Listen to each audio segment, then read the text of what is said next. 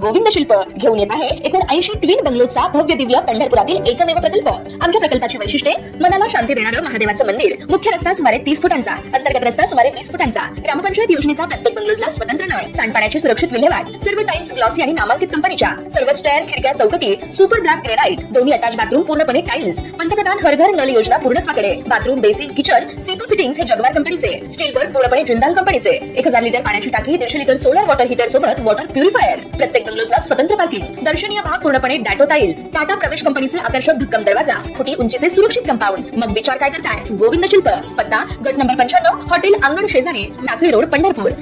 ताज्या घडामोडी पाहण्यासाठी आमच्या YouTube चॅनलवरील PVR म्हणजेच पंढरी वार्ता या न्यूजला सबस्क्राइब करा आणि शेजारील बेल आयकॉनवर क्लिक करा। पंढरपूरचा रिंग रोड समजला जाणाऱ्या वाखरी लक्ष्मी टाकळी कासेगाव अनवली या बायपास रस्त्याची अवस्था मागील काही वर्षापासून खूप वाईट झाल्याचं दिसून येत होतं। या रस्त्यावरून रोज हजारोंच्या संख्येने अवजड वाहतूक करणाऱ्या वाहनांची वर्दळ दिसून येते।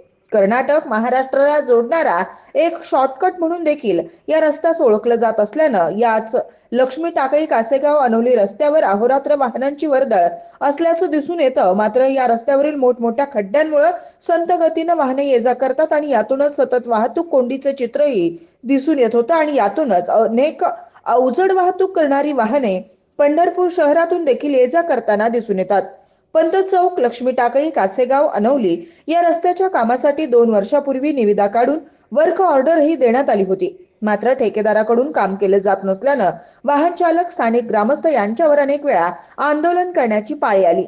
नुकतंच कासेगाव येथे ग्रामस्थांनी आक्रमक होत रास्ता रोको आंदोलनही केल्याचं दिसून आलं होतं। यावेळी आमदार समाधान आवताडे, माजी आमदार प्रशांत परिचारक यांनी तातडीनं आंदोलनस्थळी दाखल होत थेट राज्याचे सार्वजनिक बांधकाम मंत्री शिवेंद्रराजे भोसले यांना फोन लावला होता। या रस्त्याची झालेली दुरावस्था निदर्शनास आणून देत त्वरित रस्त्याचं काम व्हावं अशी अपेक्षाही व्यक्त केली होती। तर याच वेळी सार्वजनिक बांधकाम विभागाकडूनही याच रस्त्याच्या कामासाठी फेरनिविदा प्रक्रिया राबवित या रस्त्यावर असलेली अवजड वाहनांची वर्दळ लक्षात घेत हा रस्ता दर्जेदार व टिकाऊ व्हावा यासाठी सॉइल स्टॅबिलायझेशन तंत्राचा वापर करीत हा रस्ता केला जावा यासाठी सार्वजनिक बांधकाम विभाग सोलापूरचे अधीक्षक अभियंता श्री SP कुंभार, सार्वजनिक बांधकाम विभाग पंढरपूरचे कार्यकारी अभियंता श्री अमित निमकर यांनी शासन स्तरावर विशेष पाठपुरावा केला होता।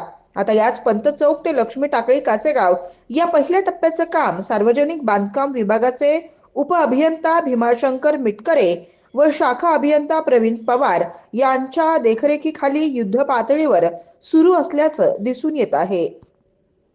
या रस्त्याच्या कामासाठी वापरण्यात येणाऱ्या सॉइल स्टॅबिलायझेशन तंत्रामुळे रस्त्याखालील शेवटच्या मातीचा बेस सुधारणा करून तो अधिक स्थिर आणि ताकद, टिकाऊपणा आणि भार सहन करण्याची क्षमता वाढवण्यासाठी उपयुक्त ठरतो व त्यामुळे भविष्यात रस्ता खचणं, जड वाहतुकीमुळे खड्डे पडण्याचं प्रमाण नगण्य राहतं।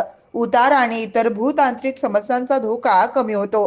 रस्ता उकरून त्या ठिकाणी बारीक खडी, सिमेंट आणि रासायनिक गुणधर्मांचा वापर करीत डांबरी रस्त्याखालील बेस मजबूत करण्यात या सॉइल स्टॅबिलायझेशन तंत्राचा मोठा फायदा होताना दिसून येतो व त्यानंतर डांबरीकरण करण्यात आल्यानं रस्ता टिकाऊ व मजबूत बनतो। सध्या पहिल्या टप्प्यात पंत चौक लक्ष्मी टाकळी कासेगाव पर्यंतचे काम देशमुख अँड कंपनी टेंभुर्णी या ठेकेदार एजन्सीच्या माध्यमातून सुरू असून यासाठी CNB machine, grader machine, cement bulker, compactor आदीच्या साह्यानं या रस्त्याचं काम सुरू असल्याची माहिती सार्वजनिक बांधकाम विभागाचे उप अभियंता भीमाशंकर मिटकरी यांनी दिली आहे।